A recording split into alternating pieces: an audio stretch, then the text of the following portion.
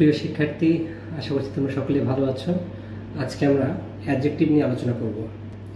তো সবাই খাতাগুলো নিয়ে রেডি হয়ে যাও। সো অ্যাডজেক্টিভ আসলে আমরা কেন ইউজ করি, প্রথমে আগে এটা দেখতে চাই।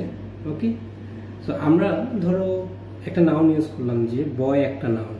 ওকে, এখন আমি যদি এই নাউনটা সম্পর্কে এক্সট্রা ইনফরমেশন দিতে চাই, যে ছেলেটা কেমন, হ্যাঁ, যে ছেলেটার স্বভাব বা তার চরিত্র সম্পর্কে লিখতে চাই, তাহলে আমি লিখতে পারি সিম্পলি কি, যে গুড বয় বা অনেস্ট বয়। এই যে গুড ওয়ার্ডটা, এই ওয়ার্ডটা কি করলো, এটা এই বয়টাকে মডিফাই করলো, অর্থাৎ বয় সম্পর্কে একটা এক্সট্রা ইনফরমেশন দিল। এটাই হচ্ছে অ্যাডজেক্টিভ। বুঝতে পেরেছো? এই যে এই কাজটা করলো, এটাই হচ্ছে অ্যাডজেক্টিভ। তাহলে অ্যাডজেক্টিভের কাজ কি? অ্যাডজেক্টিভের কাজ হচ্ছে, যেমন বয় ছিল একটা নাউন, তাহলে একটা নাউন থাকবে, আর ওই নাউনের পূর্বে কে বসবে? নাউনের পূর্বে বসবে অ্যাডজেক্টিভ। এটা এর পূর্বে বসে এই যে এই নাউনটা আছে, এই নাউনটাকে কি করবে? মডিফাই করবে। ওকে, মডিফাই করা মানে কি? মডিফাই করা মানে হচ্ছে কোনো কিছু সম্পর্কে এক্সট্রা ইনফরমেশন দেওয়া, বা কোনো কিছুর দোষ, গুণ, অবস্থা, পরিমাণ, এগুলো বোঝানো। তাহলে আমি যদি এখন বলি হোয়াট ইজ অ্যাডজেক্টিভ, তাহলে সিম্পলি বলবে an adjective modifies noun or pronoun. An adjective modifies noun or pronoun। তার মানে অ্যাডজেক্টিভ কাকে কাকে মডিফাই করে? অ্যাডজেক্টিভ নাউন এবং প্রোনাউনকে মডিফাই করে। ওকে, তাহলে এটা আমাদের অ্যাডজেক্টিভের ডেফিনিশন। এখন আমরা আসি, অ্যাডজেক্টিভের দুই ধরনের ইউজ আছে। প্রধানত কত প্রকারের ইউজ আছে? দুই ধরনের ইউজেস আছে। সেটা কি কি একটু আমি লিখি। অ্যাডজেক্টিভের দুই ধরনের ইউজেস হচ্ছে attributive adjective and predicative. Attributive and predicative. আচ্ছা, এই দুটোর মধ্যে ডিফারেন্স কি? অ্যাট্রিবিউটিভ মানে হচ্ছে এই অ্যাডজেক্টিভটা অবশ্যই নাউনের আগে বসবে। অ্যাট্রিবিউটিভ মানে কি? অ্যাট্রিবিউটিভ মানে হচ্ছে যে অ্যাডজেক্টিভটা নাউনের আগে বসে, নাউন বা প্রোনাউনের আগে বসে, এটাকে আমরা বলবো অ্যাট্রিবিউটিভ। অ্যান্ড প্রেডিকেটিভ কি? নাউন বা প্রোনাউনের পরে বসে, নাউনের পরে বসে। কিরকম আমরা একটা এক্সাম্পল দিয়ে বুঝতে পারবো। আমি যদি লিখি যে he is an honest man, he is an honest man. খেয়াল করে, এখানে ম্যানটা নাউন আর অনেস্টটা কি? অ্যাডজেক্টিভ। এবং এই অ্যাডজেক্টিভটা কোথায় বসলো? দেখো, এই নাউনটার আগে, এই নাউনের আগে বসেছে। বাট আমি যদি বলি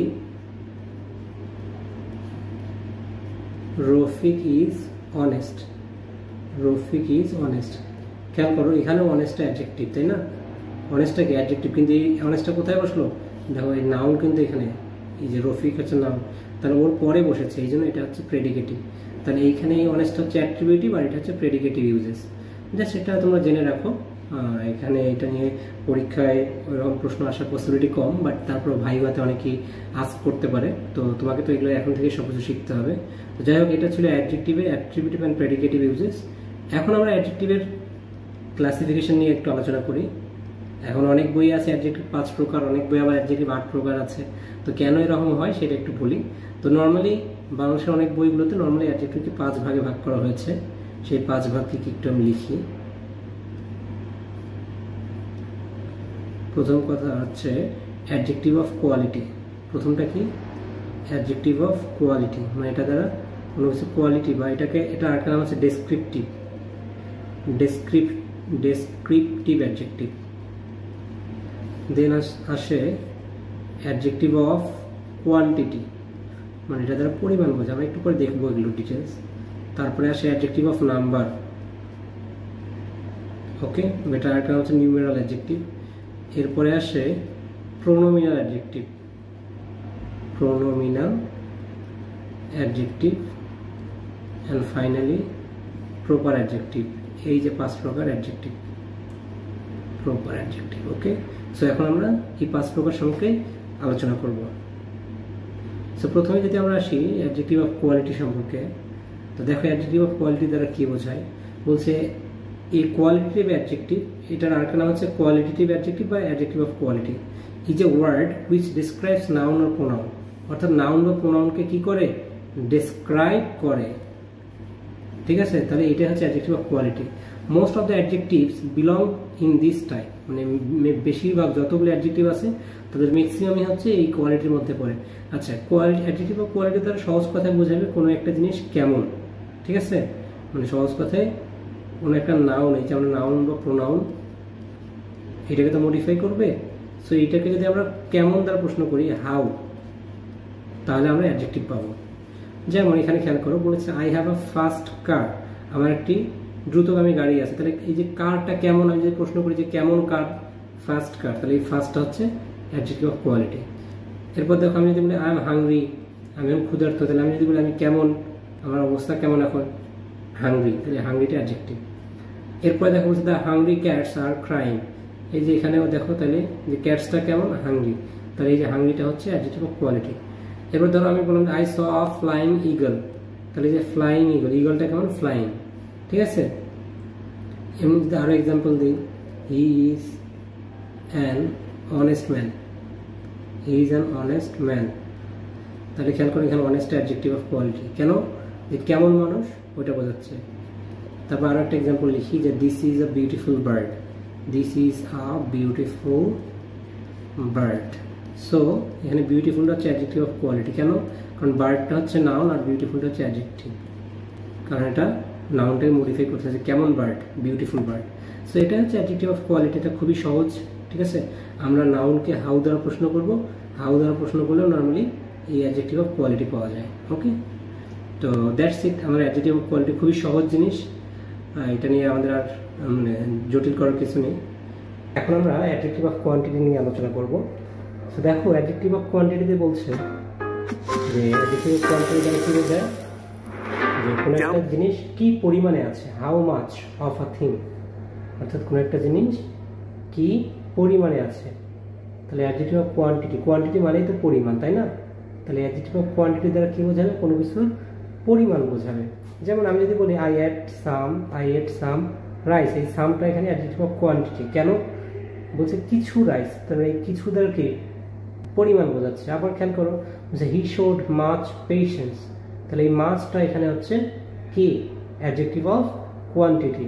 আবার দেখো হি হ্যাজ লিটল ইন্টেলিজেন্স, তাহলে এখানে লিটলটা হচ্ছে অ্যাডজেক্টিভ অফ কোয়ান্টিটি। আবার এই যে এখানে enough, we have had enough exercise, তাহলে এনাফটা হচ্ছে এখানে আমাদের অ্যাডজেক্টিভ অফ কোয়ান্টিটি।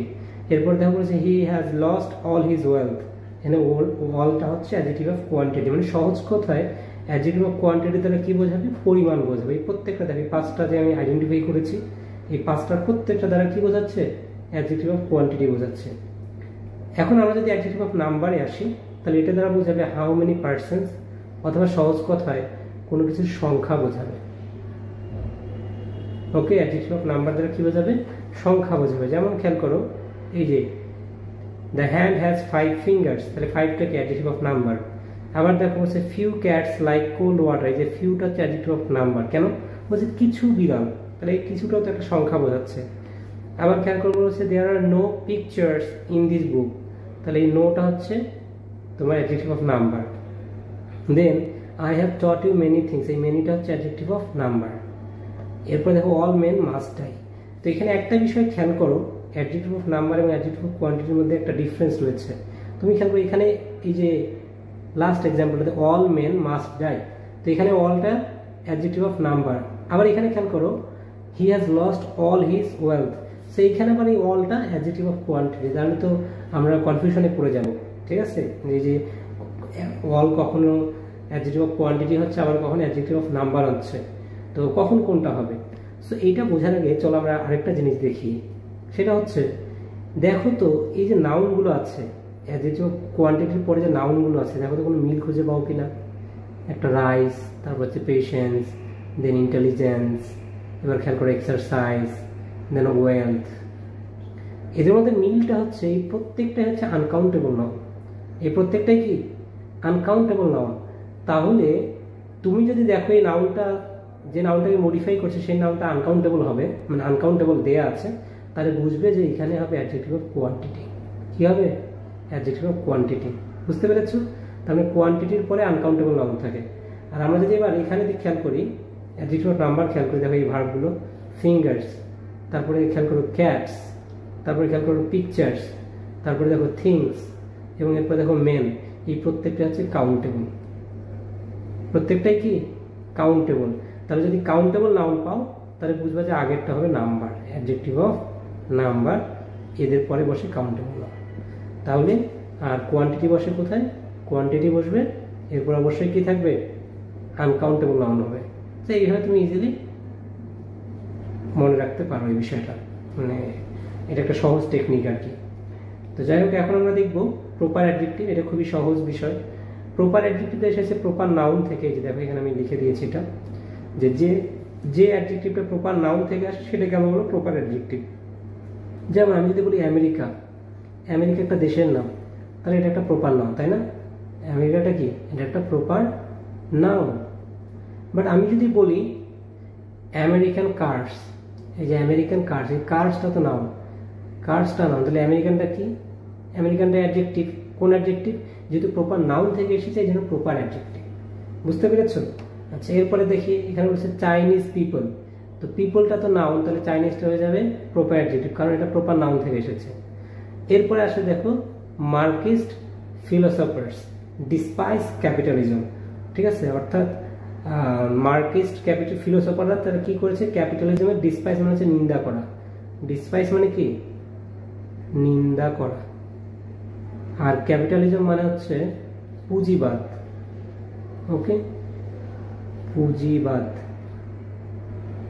আচ্ছা, আর মার্কসিস্ট ফিলোসফাররা যেটাকে সাপোর্ট করতো সেই তত্ত্বটার নাম হচ্ছে সমাজতন্ত্র। সমাজতন্ত্র, ঠিক আছে? বা জাতীয়তাবাদ এটাকে বলা হয়। এটার আরেকটা নাম হচ্ছে জাতীয়তাবাদ। জাতীয়তাবাদ। আচ্ছা, এখন আমরা একটু গল্প করি। অনেকক্ষণ তো গ্রামার পড়লাম, একটু কিছু জিকের বিষয় নিয়ে একটু আলোচনা করি। তো পুঁজিবাদ এবং সমাজতন্ত্রের মধ্যে তোমাদের কাছে কোন জিনিসটাকে ভালো মনে হচ্ছে? দেখো, আদতে কিন্তু মনে হয় যে সমাজতন্ত্র ভালো, কিন্তু বেসিক্যালি সমাজতন্ত্র যদি ভালো হতো তাহলে কিন্তু সমাজতন্ত্র পৃথিবীতে থাকতো। বাট বর্তমান পৃথিবীতে মানে একদম পিওর যে সোশ্যালিজম বা সমাজতন্ত্র এটা কোথাও নেই। সমাজতন্ত্রকে ফলো করে রাশিয়া কিন্তু দেখো, মানে সোভিয়েত ইউনিয়ন 1990 সালে কিন্তু তারা ভেঙে গিয়েছে, ঠিক আছে? তো কেন এটা হলো? মানে সমাজতন্ত্রের দেশগুলোতে ওদের অর্থনৈতিক অবস্থা খুবই খারাপ ছিল, খুবই ভঙ্গুর ছিল। এরকম কেন হয়েছিল সেটা একটু আমি বলি। মনে করো একটা ক্লাসের যে ফার্স্ট বয়, তো আমি যদি ক্লাসে বলি যে তোমরা সবাই যেমনই পরীক্ষা দাও না কেন আমি সবাইকে এভারেজ মার্ক দিব, ঠিক আছে?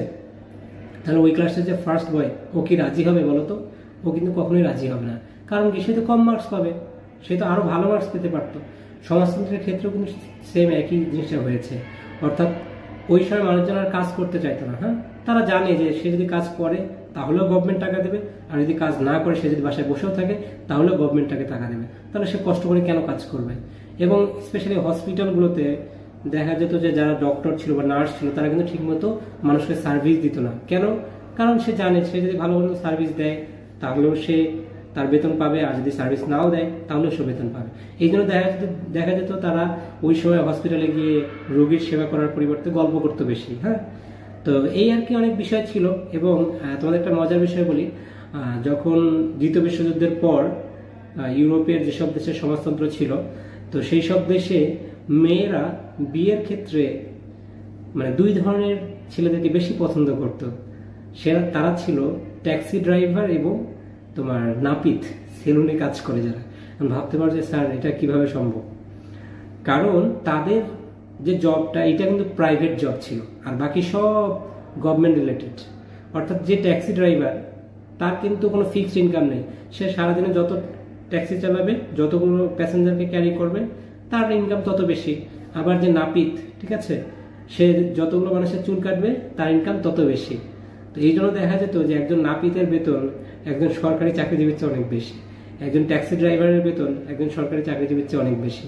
তো এই জন্য মেয়েরা বিয়ের ক্ষেত্রে এই দুই ক্যাটাগরির ছেলেদেরকে বেশি প্রায়োরিটি দিত। যাই হোক, আমরা মাঝখানে একটু হঠাৎ করে মনে পড়লো এই ঘটনাটা, এই জন্য তোমাদেরকে এই কাহিনীটা বললাম। যাই হোক, আমরা আমার পড়াশোনায় ফেরত যাই। এখন আমরা প্রোনোমিনাল অ্যাডজেক্টিভ নিয়ে আলোচনা করব। সো প্রোনোমিনাল অ্যাডজেক্টিভ ওয়ার্ডটার মধ্যে আমরা দুটো শব্দ পাবো এখানে। একটা হচ্ছে প্রোনাউন প্রোনোমিনাল ভাঙলামে দুটো ওয়ার্ড পাই, একটা হচ্ছে প্রোনাউন আর একটা হচ্ছে নাউন। ওকে, প্রোনাউন প্লাস নাউন, ঠিক আছে। তাহলে বেসিক্যালি এই জিনিসটা হচ্ছে কোনো প্রোনাউনের পরে যদি একটা নাউন চলে আসে, সেই প্রোনাউনটার প্রোনাউন থাকবে না, সেই প্রোনাউনটা হয়ে যাবে প্রোনোমিনাল অ্যাডজেক্টিভ। ওকে, প্রোনোমিনাল অ্যাডজেক্টিভ, বিষয়টা কি বুঝতে পেরেছো?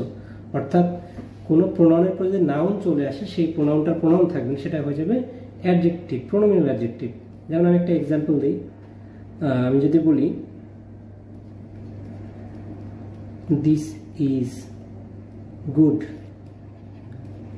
আর আরেকটা বললাম দিস বুক ইজ গুড।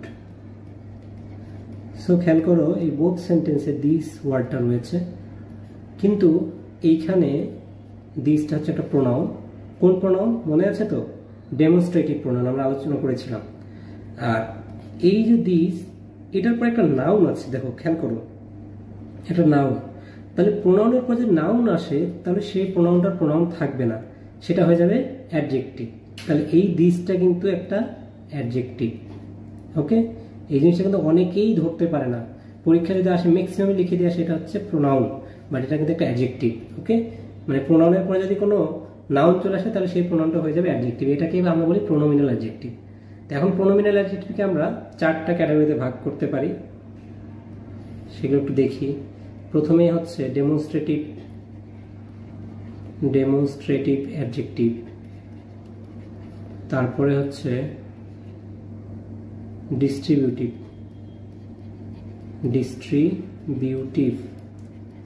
এরপরে হচ্ছে পজেসিভ, ওকে, এন্ড ফাইনালি হচ্ছে ইন্টারোগেটিভ। অর্থাৎ এই যে 4টা প্রোনাউন আমি লিখলাম, এই 4টা প্রোনাউনের পর যদি নাউন চলে আসে, তাহলে এই 4টা প্রোনাউন হয়ে যাবে অ্যাডজেক্টিভ। ওকে, যেমন আমরা অলরেডি প্রথম এক্সাম্পলটা পেয়ে গেছি ডেমনস্ট্রেটিভ অ্যাডজেক্টিভে। এরপর আসে ডিস্ট্রিবিউটিভ অ্যাডজেক্টিভ। আমরা জানি এভরি, ইচ, ইদার, নিদার, এগুলো ছিল ডিস্ট্রিবিউটিভ অ্যাডজেক্টিভ। এখন আমি যদি বলি ইচ বয় ইজ অনেস্ট, প্রত্যেকটা ছেলেই অনেস্ট। খেয়াল করে এখানে ইচের পর একটা নাউন আছে, এই বয় একটা নাউন, তাহলে এই ইচটা কিন্তু আর প্রোনাউন থাকবে না, এটা হয়ে যাবে অ্যাডজেক্টিভ। কোন অ্যাডজেক্টিভ? এটা হয়ে যাবে ডিস্ট্রিবিউটিভ অ্যাডজেক্টিভ, বা সংক্ষেপে আমরা বলতে পারি ডিস্ট্রিবিউটিভ প্রোনোমিনাল অ্যাডজেক্টিভ। ওকে, এরপর দেখো পজিটিভ নিয়েও আমরা আলোচনা করেছি। যেমন আমি যদি বলি this is my house, this is my house, তাহলে মাইটা তো পজিটিভ, এরপর একটা নাউন আছে, তাহলে এটা পজিটিভ অ্যাডজেক্টিভ হয়ে যাবে। এরপর আমরা যদি ইন্টারোগেটিভ অ্যাডজেক্টিভ নিয়ে আলোচনা করি, আমি যদি বলি which book do you want, which book do you want. খেয়াল করো এইখানে এই বুকটা কি? বুকটা হচ্ছে নাউন, তাহলে হুইচটা কি? হুইচটা হবে একটা অ্যাডজেক্টিভ, কারণ প্রোনাউনের পর নাউন থাকলে সেটা অ্যাডজেক্টিভ হয়ে যায়। সো আমরা কিন্তু মেইন কনসেপ্টটা বুঝতে পেরেছি প্রোনোমিনাল অ্যাডজেক্টিভের। তাহলে প্রোনোমিনাল অ্যাডজেক্টিভ হচ্ছে কয় প্রকার? 4 প্রকার। ওকে, এখন আসি, ওই যে আমরা দেখেছিলাম কিছু কিছু বইয়ে আছে অ্যাডজেক্টিভ 5 প্রকার, আবার কিছু বই আছে 8 প্রকার, 7 প্রকার, 9 প্রকার। তো কিছু বই বলতে অনেকেই এই প্রোনাউন মানে অ্যাডজেক্টিভগুলোকে আলাদা করে দেখিয়েছে, অর্থাৎ demonstrative adjective, distributive adjective, positive adjective. আর আমি এখানে কি করলাম, আমি এই 4টাকে বললাম এরা হচ্ছে প্রোনোমিনাল অ্যাডজেক্টিভ। ঠিক আছে, তো বিষয় কিন্তু একই, বুঝতে পেরেছো? তো যাই হোক, তোমরা অ্যাটলিস্ট মানে প্রোনোমিনাল অ্যাডজেক্টিভ নিয়ে আর কারো কোনো ডাউট নেই, আই থিঙ্ক এটা একটু মনে রাখবে। অর্থাৎ সহজ বিষয়, প্রোনাউনের পরে যদি নাউন চলে আসে তাহলে সেটা হয়ে যাবে প্রোনোমিনাল অ্যাডজেক্টিভ। আচ্ছা, এখন আমরা দেখবো হাউ টু আইডেন্টিফাই অ্যাডজেক্টিভ, মানে যে কোনো একটা অ্যাডজেক্টিভকে আমরা কিভাবে আইডেন্টিফাই করতে পারি, এটা একটু আলোচনা করবো আমরা। তো প্রথম কথা হচ্ছে অ্যাডজেক্টিভ আইডেন্টিফাই করার আগে তোমাকে নাউন আইডেন্টিফাই করা শিখতে হবে। তুমি যদি নাউন আইডেন্টিফাই করতে পারো তাহলে অ্যাডজেক্টিভ তোমার জন্য সহজ। কেন সহজ? কারণ খেয়াল করো, নাউনের আগে 3টা জিনিস বসতে পারে। একটা হচ্ছে আর্টিকেল, একটা হচ্ছে অ্যাডজেক্টিভ, আর একটা হচ্ছে প্রিপোজিশন। তাহলে এই 3টার পরে নর্মালি নাউন বসে, এদের পরে কি বসে? নাউন বসে। এখন তুমি তো আর্টিকেলও চেনো, আর্টিকেল কোনগুলো? এ, অ্যান্ড, দা। আর প্রিপোজিশনও চেনো, ইন, অন, উইথ, অ্যাট, এগুলো প্রিপোজিশন। তাহলে এগুলো ছাড়া যেটা থাকবে সেটা কি হবে, সেটা হবে অ্যাডজেক্টিভ, একদম চেনা সহজ উপায়। যেমন আমি যদি বলি I got much support, I got much support from my family, বা জাস্ট এতটুকু লিখে দিলাম। এইখানে খেয়াল করো সাপোর্টটা হচ্ছে নাউন, তাহলে মাচটা কি, এটা কি আর্টিকেল না, এটা কি প্রিপোজিশন না, তাহলে এটা কি, এটা হবে অ্যাডজেক্টিভ। কি বুঝতে পেরেছো? তাহলে এইভাবে আমরা নাউন যদি চিনতে পারি তাহলে আমরা অ্যাডজেক্টিভও চিনতে পারবো। তো এখন আমরা আরেকটা বিষয় দেখব, আমাদের একটা কনসেপ্ট লাগবে। আমি একটু ওই কনসেপ্টের আগে এই বিষয়টাকে লিখি যে লিঙ্কিং ভার্বের পরে নর্মালি অ্যাডজেক্টিভ বসে। লিঙ্কিং ভার্বের পর কি বসে? অ্যাডজেক্টিভ। আর মেইন ভার্ব, মেইন ভার্ব না তো মানে নর্মাল ভার্ব আর কি। আমি যদি বলি নর্মাল ভার্ব, তাহলে নর্মাল ভার্বের পরে সাধারণত অ্যাডভার্ব বসে। ওকে, তাহলে এখন আমাদেরকে বুঝতে হবে যে লিঙ্কিং ভার্ব কি, এই কনসেপ্টটা বোঝা খুবই ইম্পর্টেন্ট। তাহলে আমি একটু এখানে লিঙ্কিং ভার্বগুলো লিখে দিচ্ছি। সো লিঙ্কিং ভার্বগুলো হচ্ছে all types of be verb. Okay, এখানে খেয়াল করো আমি কিছু ভার্ব লিখেছি যে বি ভার্ব। বি ভার্ব কোনগুলো? অ্যামিজার, তারপর সিম, লুক, তারপর হচ্ছে টেস্ট, অ্যাপিয়ার, সি। ঠিক আছে, তাহলে এই ভার্বগুলোকে বলা হয় লিঙ্কিং ভার্ব। হ্যাঁ, এই ভার্বগুলোকে বলা হয় লিঙ্কিং ভার্ব। এগুলো একটু তোমাকে মুখস্থ করতে হবে। সো এটা কেন মুখস্থ করতে হবে? বিকজ দেখো আমি একটা এক্সাম্পল দিই। আমি যদি বলি হি ইজ ফাস্ট, আর আরেকটা যদি বলি হি রানস ফাস্ট, খেয়াল করো এই দুইটা সেন্টেন্সেই ফার্স্ট ওয়ার্ডটা আছে এবং দুটোই কিন্তু ভার্বের পরে। বাট ডিফারেন্স হচ্ছে এই ইজটা হচ্ছে লিঙ্কিং ভার্ব আর এই রানসটা হচ্ছে নর্মাল ভার্ব। যেহেতু এটা লিঙ্কিং ভার্ব এই জন্য এই ফার্স্টটা হয়ে যাবে অ্যাডজেক্টিভ। এটা কি হয়ে যাবে? এটা হয়ে যাবে অ্যাডজেক্টিভ। ওকে, আর এই যে এই ফার্স্টটা আছে এটা হয়ে যাবে অ্যাডভার্ব। এটা কি হবে? এটা হবে অ্যাডভার্ব, কারণ এটা নর্মাল ভার্বের পরে আছে। তো এই যে লিঙ্কিং ভার্ব চিনবে না সে কি এটা ধরতে পারবে? পারবে না। এই জন্য তোমাকে এই ভার্বগুলো মুখস্থ করতে হবে। অর্থাৎ এই ভার্বগুলোর পরে যদি কোনো মডিফাইং কোনো ওয়ার্ড আসে সেটা হয়ে যাবে অ্যাডজেক্টিভ, আর নর্মাল ভার্বের পরে আসলে সেটা হয়ে যাবে অ্যাডভার্ব। তো এটাও এইভাবে কিন্তু আমরা কি অ্যাডজেক্টিভ অ্যান্ড অ্যাডভার্ব আইডেন্টিফাই করতে পারি। আর আরেকটা ওয়ে হচ্ছে নর্মালি নাউনের সাথে যদি এলওয়াই হয় সেটা হয় অ্যাডজেক্টিভ, আর আমি যদি অ্যাডজেক্টিভের সাথে এলওয়াই হয় সেটা হয় নর্মালি অ্যাডভার্ব। ওকে, এইভাবে মনে রাখতে পারো। যেমন আমি যদি বলি ফ্রেন্ডলি, তো ফ্রেন্ডলি কিন্তু এটা কিন্তু একটা অ্যাডজেক্টিভ, কারণ কি ফ্রেন্ড হচ্ছে নাউন, এটার সাথে এলওয়াই যুক্ত হয়েছে। বাট আমি যদি বলি ব্যাডলি, এটা কিন্তু একটা অ্যাডভার্ব, কারণ কি ব্যাডটা অ্যাডজেক্টিভ, সেটার সাথে এলওয়াই যুক্ত হয়েছে। সো আই থিঙ্ক যে তোমরা অ্যাডজেক্টিভ আইডেন্টিফাই করতে পারবে। ঠিক আছে, এই টেকনিকটা ফলো করলে ইজিলি তোমরা অ্যাডজেক্টিভ কি করতে পারবে? আইডেন্টিফাই করতে পারবে। তো এটাই ছিল আমাদের অ্যাডজেক্টিভের বেসিক আলোচনা। মোটামুটি এগুলো জানলেই হবে। আর ক্যারেট কলেজে অ্যাডজেক্টিভ থেকে এত ডিটেলসে আসে না, তারপর আমি তোমাদেরকে শেখালাম। নর্মালি আইডেন্টিফিকেশনটা বেশি আসে, তারপরেও বলা যায় না, যদি চলে আসে তখন তো পারবা না। ঠিক আছে, এই জন্য আমি সবকিছু বুঝিয়ে দিলাম যে কোনো প্রবলেম যেন অ্যাটলিস্ট না হয়। তো ঠিক আছে, আজকে আমাদের ক্লাস এতটুকুই। সবাই ভালো থাকো, আল্লাহ হাফেজ।